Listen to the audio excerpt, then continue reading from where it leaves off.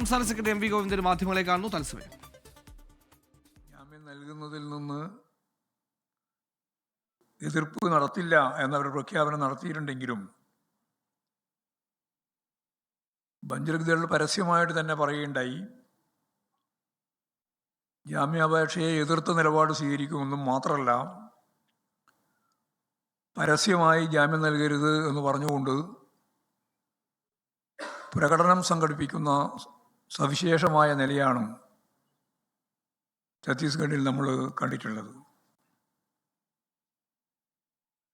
അതിൻ്റെ അർത്ഥം ഞങ്ങളുടെ പ്രഖ്യാപിത നിലപാടിൽ നിന്ന് പിന്നോട്ടേക്ക് പോകുന്നില്ല, പുറകോട്ട് പോകാൻ ഒരുക്കമല്ല എന്ന പരസ്യ പ്രഖ്യാപനം തന്നെയാണ് അത് സൂചിപ്പിക്കുന്നത്.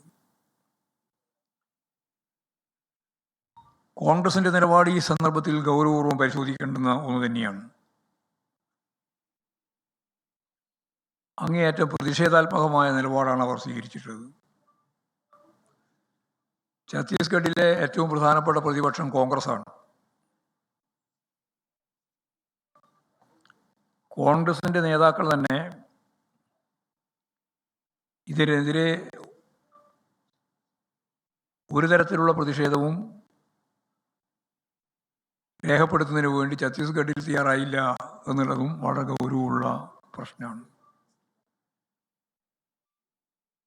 കോൺഗ്രസ് സർക്കാരിൻ്റെ കാലത്ത് അവരുടെ ഭരണത്തിൽ വലിയ രീതിയിലുള്ള ആക്രമണമാണ് ബസ്കർ മേഖലയിൽ ഉൾപ്പെടെ ഉണ്ടായിരുന്നത്. അതിനെതിരെ ശക്തിയായ നിലപാടെടുക്കാൻ അന്നത്തെ സർക്കാർ, കോൺഗ്രസിൻ്റെ സർക്കാരും തയ്യാറായിരുന്നില്ല.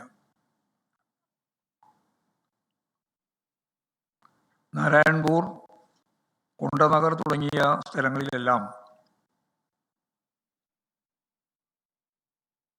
ഇത്തരത്തിലുള്ള ആക്രമണങ്ങൾ അന്നും ഉണ്ടായിട്ടുണ്ട്.